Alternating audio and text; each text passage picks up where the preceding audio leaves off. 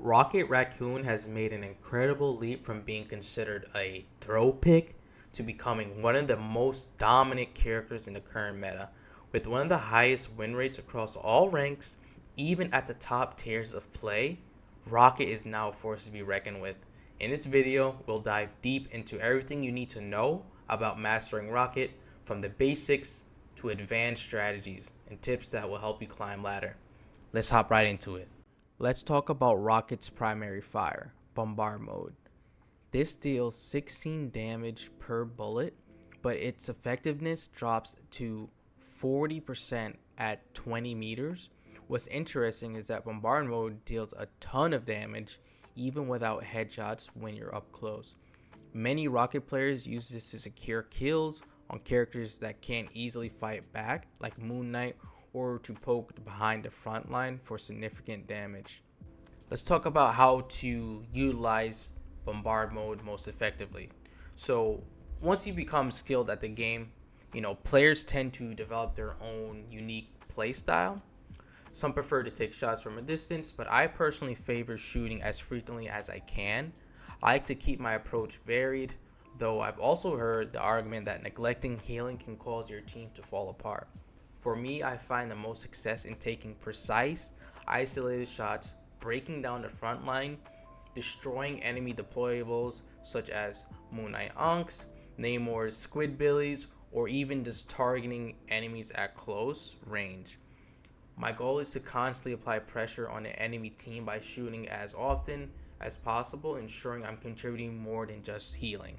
Now, Rocket's alternate fire is called Repair Mode, and this heals 70 HP per second to allies and 30 HP per second to yourself. Combine this with his small hitbox and self-healing, Rocket can be an extremely elusive, especially when you factor in his mobility. Let's go a little bit more in depth with his Repair Mode. So many players see Rocket as an AFK healing bot, and in some ways that perception isn't entirely off. Playing Rocket allows you to time to analyze the matchups, identify which teammates are most vulnerable, and assesses how much damage your tank is absorbing. Your stats can fluctuate significantly from game to game depending on the circumstances. If your front line is under heavy pressure, you'll quickly realize when you don't have the chance to deal damage yourself. And also, you don't have to aim directly at your teammates to heal them. For me, I visualize an opening thread, aka a line running through my team. If the number of allies is balanced on both sides of that line, I know I'm optimizing my healing potential. The key is to position yourself so your healing orbs can reach and benefit as many teammates as possible. Also, bounce Repair Mode healing orbs off of walls and ceilings. So for example, when defending at the start of Midtown, you can bounce healing orbs into buildings or up to the second floors and heal DPS in off angles without going out of position to do so. In addition to that, you can spam healing orbs on the way back from spawn. I've been able to heal teammates fighting for the point seconds before I could actually get there running. Let's talk about one of the most powerful abilities in the game, Rocket's BRB ability. What this does, it deploys an item every 3 seconds, either a vertical jump pad or a 25 HP armor that teammates can grab. You want to throw this out pre-spawn so your team can grab the items and then reclaim it before the fight starts. The vertical jump pads are especially useful for mobility heavy characters like Wolverine, giving them extra movement options, especially if he grabs an enemy tank. The armor, on the other hand, provides a small health boost, allowing the teammates to play more aggressively. BRB has a 300-second duration and a 45-second cooldown. But if you reclaim it before it's destroyed, the cooldown is reduced based on its remaining health. If it's at full health when you reclaim it, the cooldown is only 5 seconds. If it gets fully destroyed, it's going to be 45 seconds. But if it doesn't take as much damage, it'll actually be a little less. So you want to make sure that if you see anyone going towards it or actively shooting it, you pull it back as quickly as possible. All right, so keep that in mind. If you put it in a position that enemies are routing to, pull it back and find a new spot. Let's discuss about BRB placements. So you want to learn key spots on every map. While I have my preferred positions, I also adjust based on the flow of the game. Ideally, you should avoid using BRB in the middle of a team fight unless it's absolutely necessary to save a teammate. Always keep an eye on its health and recall it if enemies start focusing it down. Lower ranked rocket players often let it get destroyed, which is a costly mistake you want to avoid. And again, keep in mind this is going to be on a 45-second cooldown. And I'm going to show you some of my favorite spots on various maps.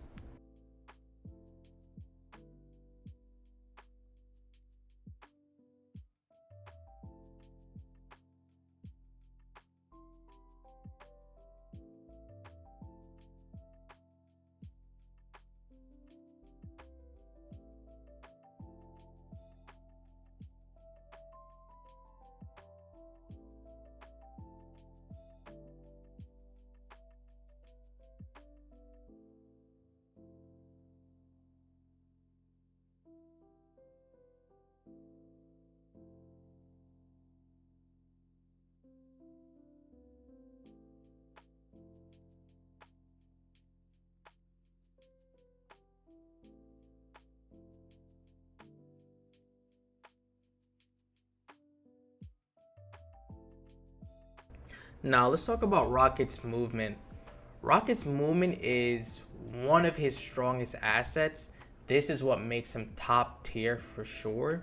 So his jetpack dash allows him to travel 10 meters and has 2 charges with each a 6-second cooldown. This ability is incredibly powerful for escaping dives or repositioning during fights. His second movement ability, Wild Crawl, is a passive that lets him crawl on walls at 10 meters per second, which is incredibly fast. Lastly, his passive Flying Ace allows him to float down from high places, heal, and deal poke damage while descending.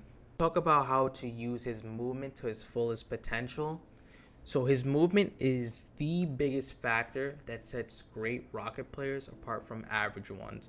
If you're confident in navigating walls, utilizing your mobility, you'll survive longer and have a greater impact in fights. I often see players stuck in the middle of the point, jumping around aimlessly and failing to make proper use of his jetpack or wall movement.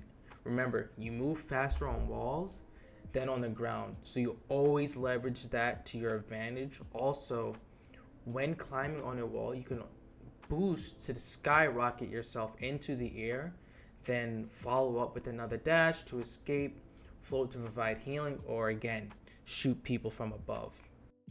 So when it comes to actually positioning, you want to set yourself up near walls so that way once you do get dove on, you can easily gain access to a wall, start climbing up, do the dash, so you can skyrocket into the air and just reposition yourself so you're safe. Remember, staying alive is the key thing here as a support player.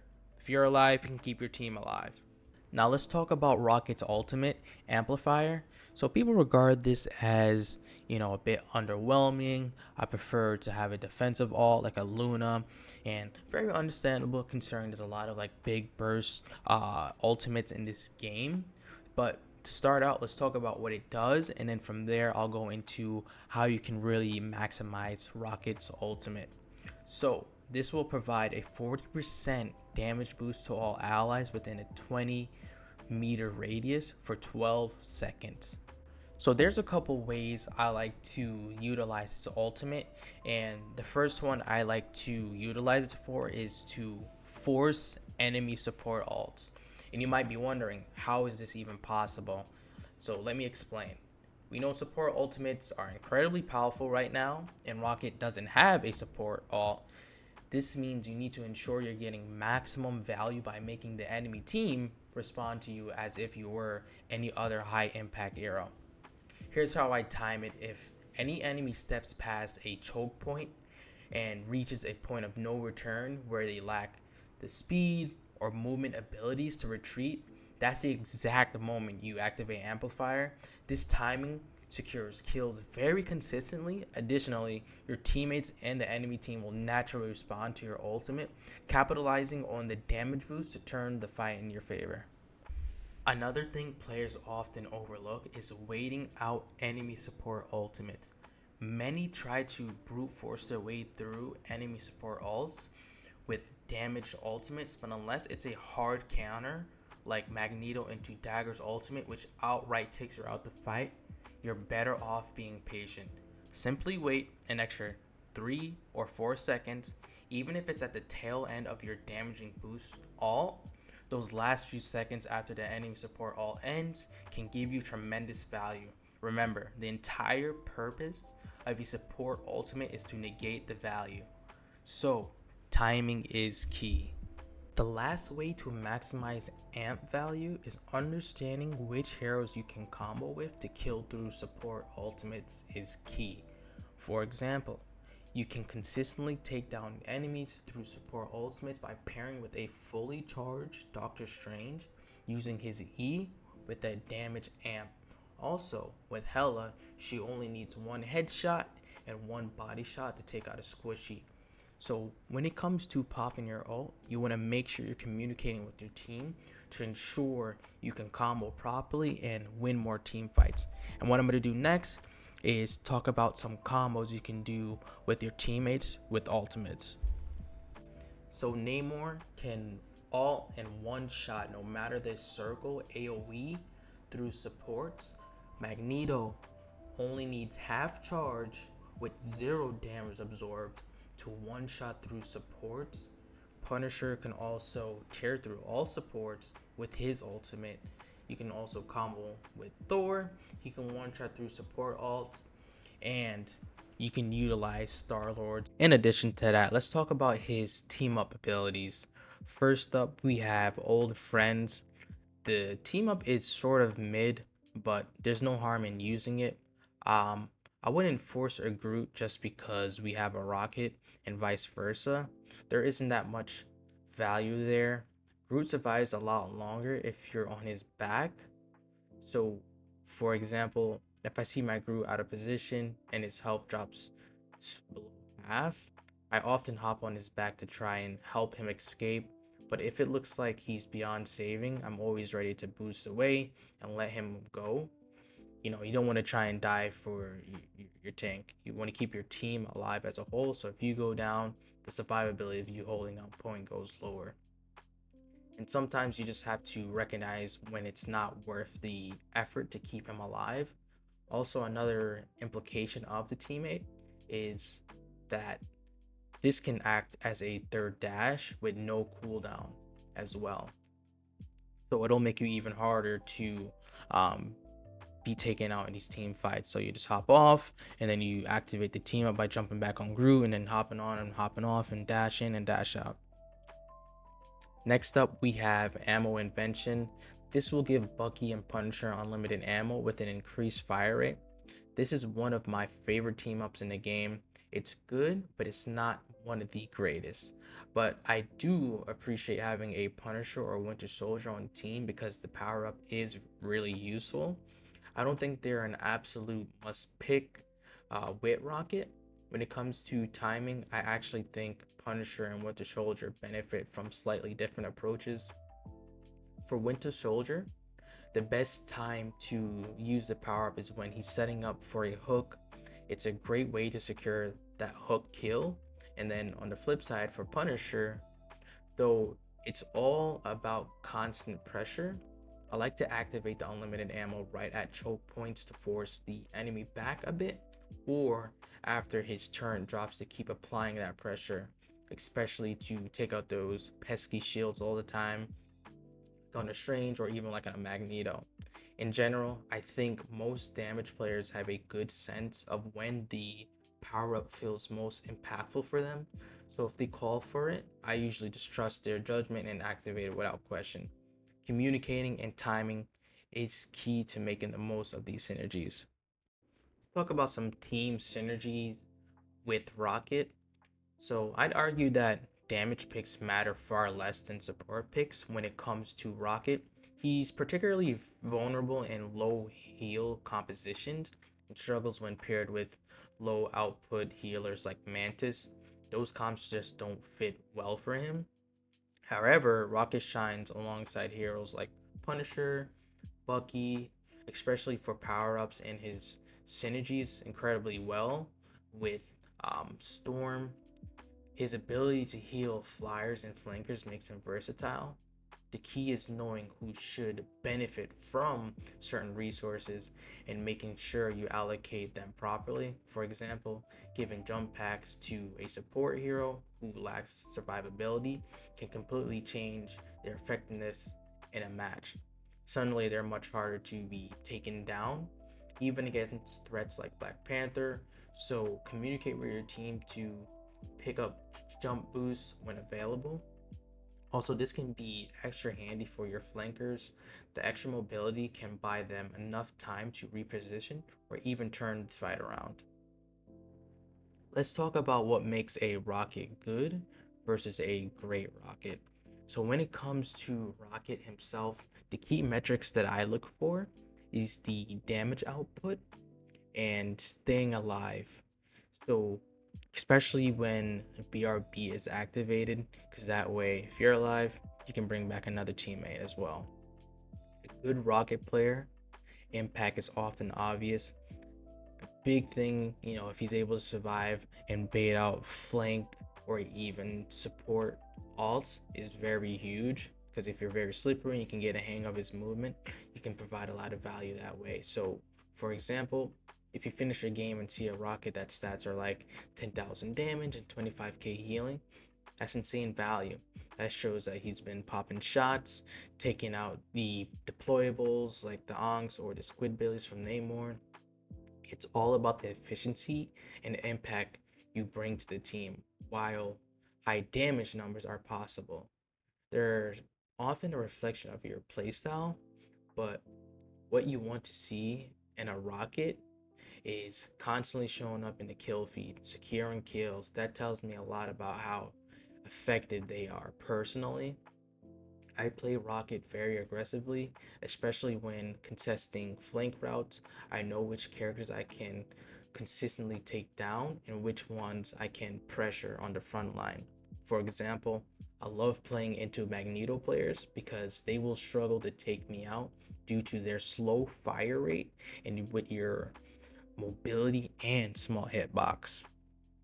Although you may want to be a rocket main here, not all matches are optimal for him. Because of course every hero has some bad matchups, and for me, I like to avoid playing rocket into burst damage characters such as a Hawkeye or even a Bucky. So with Hawkeye, he is very unpredictable when it comes to getting elims. Characters like him can instantly remove someone from the fight, make it almost pointless to play Rocket against them. When these burst heroes damage heroes, constantly taking one or two out, of your teammates every fight, having a resurrection ability loses its value. If I'm starting every engagement with my res already down, there's just no point of relying on it and I get zero value from it. That's why I avoid playing Rocket into those matchups entirely. It's better to adapt and pick a hero who can counter that kind of pressure. Lastly, here are some tips to implement in all your matches. So, if you think you're about to get dove by a tank or even like a flank, shoot a premature orb before any fight in the direction you're going to strafe. That way you can not only create distance, but you get to heal yourself in that span as well. Another one here, when it's overtime and everyone is jumping on the objective, if it's push the cart game mode, you can super dash straight up using the cart for a quick escape and move around super easily. The timing is tight, but it is doable. I've been able to do this in many of my matches, install an extra like 2 to 4 minutes and then end up getting the win just because I was able to survive for that long. And map knowledge is probably the most important thing here for Rocket. movement is key on this character. So you need to know your escape routes and know what surfaces are flat or not flat. So you know which ones you can super dash onto. And then lastly, super dash horizontally to get to sight faster is super easy, or you can use this as escape faster. Easiest way to do it is if you round a corner in a wall run, and the best way to practice this is just go into the practice mode, of course, and then just run on the walls and just go to town and practice them. Let me show you some recommended settings here. Of course, it's going to be personal preference, but try it out, see if you like it. First, we're going to go to change his wall ride to hold and enable follow cursor, so you can have better control when you're trying to traverse through the walls and the maps and so on and so forth. So to actually get there, what you're going to do is go under control settings, click on individual character, so in this case Rocket, and then we're going to scroll down until you see hold to run on walls, toggle that on. And then secondly, direction of wall crawling, you want to toggle advance towards crosshair. Again, this is what I use. It makes it much easier to run on walls and control. Let me show you my crosshair settings and why I use it. So first off, Rocket's bullets travel at 120 meters per second, which means if you aim directly at the center dot of your crosshair while targeting a moving target, even at just 20 meters, you'll end up missing a lot of shots as shown here. And obviously this is an issue. So the way I was able to fix this, I've added lines to the sides of the crosshair spaced at a calculated distance to help you lead your shots effectively. It's simple. If the target strafes to the right, you aim using the right lines, and if they strafe going to the left, you aim using the left line. These lines serve as visual guides to compensate to the bullet travel time, and sometimes even at close range, you need to slightly lead your shots with this weapon because the bullet speed is just that slow. This adjustment ensures you can land your shots more consistently, so give it a try and let me know what you think. Thank you all for watching. Really appreciate the support. And if this helped, feel free to like, drop a comment, let me know if there's something I didn't touch on, and feel free to subscribe. I'll be making more guide videos for this game and future games as well. See you in the next one.